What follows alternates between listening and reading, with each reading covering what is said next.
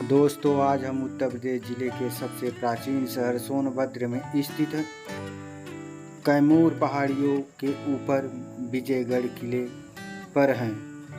यह किला अपने गौरवशाली इतिहास को संजोए हुए आज भी खंडहर के रूप में खड़ा हुआ है।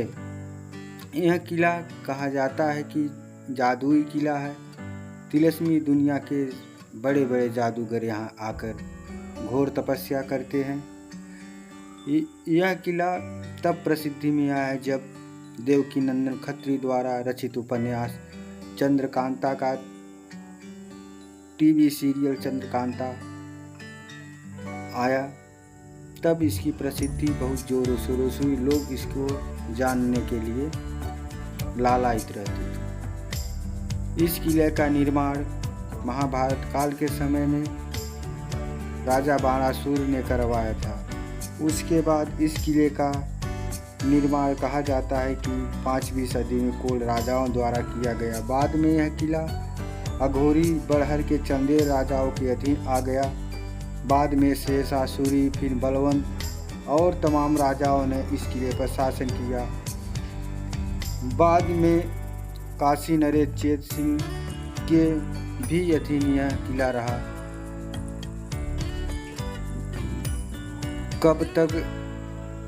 जब तक अंग्रेजों ने इस पर अपना अधिकार नहीं जमाया, तब तक चेत सिंह का इस पर अधिकार रहा।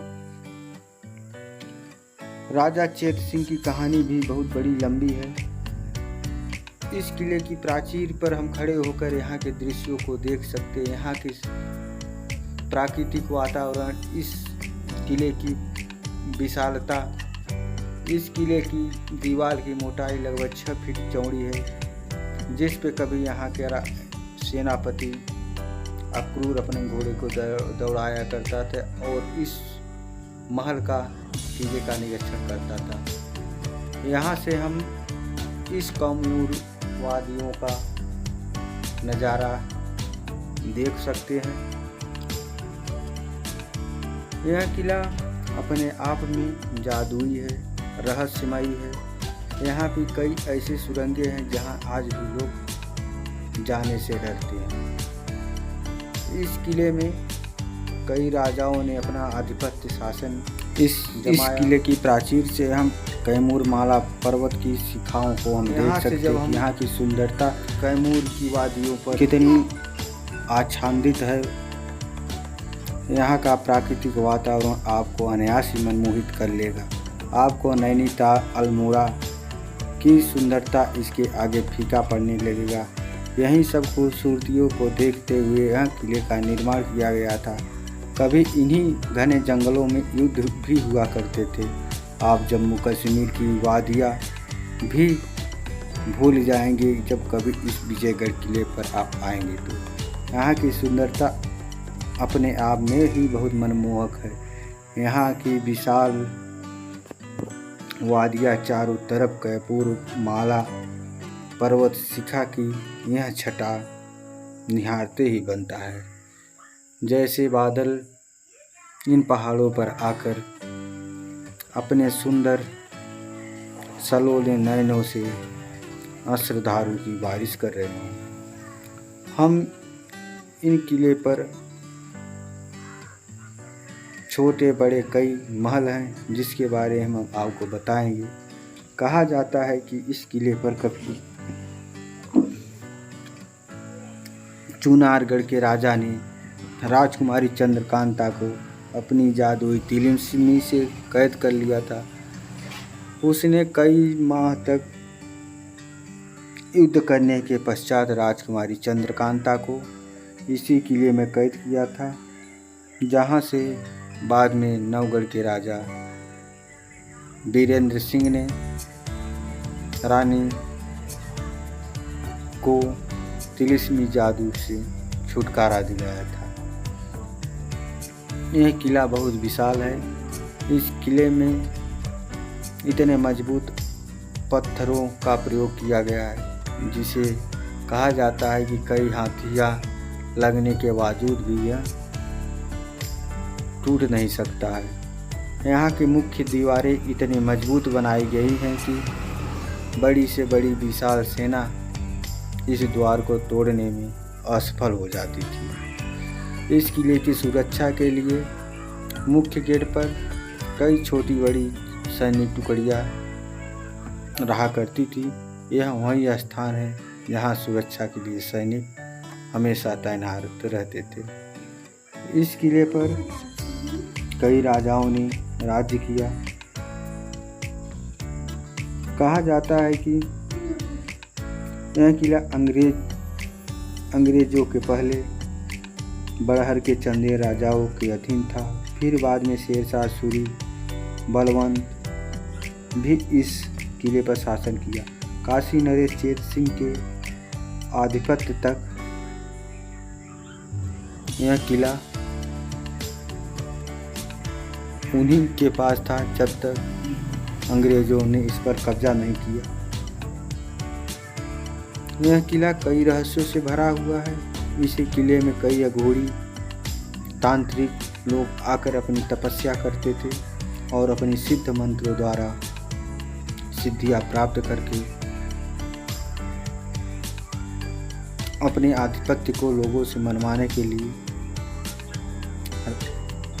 राज्य करते थे। यह किला अपने आप में कई रहस्यों को संजोए हुए है, कई कलाओं को, कई निर्माण शैलियों को अपने अंदर सहेज कर रखा हुआ है। यह इसका मुख्य गेट है जो बहुत विशाल है। इस किले में सामने से 5 मुख्य द्वार हैं जिसको कई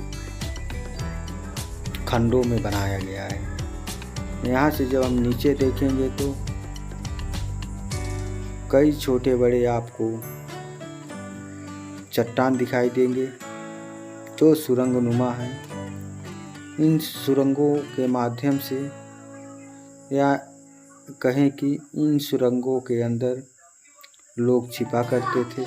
इस समय इन सुरंगों में ज़्यादातर जानवर रहा करते हैं और बड़े बड़े जीव जंतु इसके अंदर निवास करते हैं। इस किले की विशाल स्तंभ से हमें मालूम पड़ता है कि यह किला बहुत प्राचीन है। इस किले के निर्माण में मात्र पत्थरों का ही प्रयोग हुआ है। यह किला कई राजाओं के अधीन रहा। इस किले पर इस देश का जो सेनापति था उसका नाम अक्रूर था। वह रानी चंद्रकांता पर मोहित होकर उससे शादी करने के लिए इस किले पर चुनारगढ़ किले के राजा से आक्रमण करवाया और चुनारगढ़ के राजा ने इसी तिलेस्मी किले पर आक्रमण किया था। यहाँ का सेनापति अक्रूर बहुत लालची और शक्तिशाली था, जिसने कई राजाओं को युद्ध में हराया था। इसलिए वह राजा जयसिंह का बहुत प्यारा भी था, जो चंद्रकांता के पिता थे। इस किले के बगल ही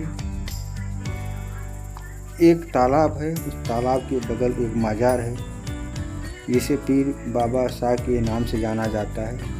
इस मजार पे अप्रैल मई के महीने में बहुत बड़ा उर्स का मेला लगता है, जहाँ देश विदेश से लोग आया करते हैं। इस मजार के बगल जो तालाब है, वह तालाब में लोग अजू करते हैं, उसी तालाब के पानी से नहाते हैं और उसी से खाना खाते हैं बनाकर। इस तालाब का पानी कभी सूखता नहीं है, ऐसा कहा जाता है।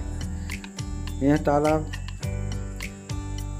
इस किले से 1850 फीट के ऊंचाई पर है, तब भी इसका पानी कभी नहीं सूखता। यह अपने आप में आश्चर्य वाली बात है। ऐसे ही एक तालाब और है जिसका रामगंगा के नाम से जाना जाता है। उस तालाब से लोग भगवान शंकर कांवरिया के समय में जल चढ़ाने के लिए, जलाभिषेक करने के लिए जल लेके जाते हैं दूसरे तालाब से। इसी के बगल हम आपको दिखाते हैं एक बहुत बड़ा महल है। इस महल में कहते हैं पहले रात दरबार लगा करता था, जहाँ पे राजा जन सुनवाई करता था, न्याय करता था। यह राज दरबार एक बहुत बड़े आकार में बना है। इसके अंदर चल के हम इस महल के बारे में आपको बताते हैं। ये महल का मुख्य बाहरी भाग है, जहाँ पे आपको देखने को मिलेगा कि चारों तरफ कई कमरे बने हुए हैं। इन कमरों से अनुमान लगाया जा सकता है कि यहाँ पे मंत्री और राजा बैठकर न्याय प्रक्रिया का कार्य करते थे। ये आंगन है जहाँ पे आम जनता बैठकर न्याय की या फरियाद की अपनी सुनवाई के लिए बैठा करते। इस समय यह खंडहर हो चुका है, एक तरफ से इसकी दीवार भी टूट गई है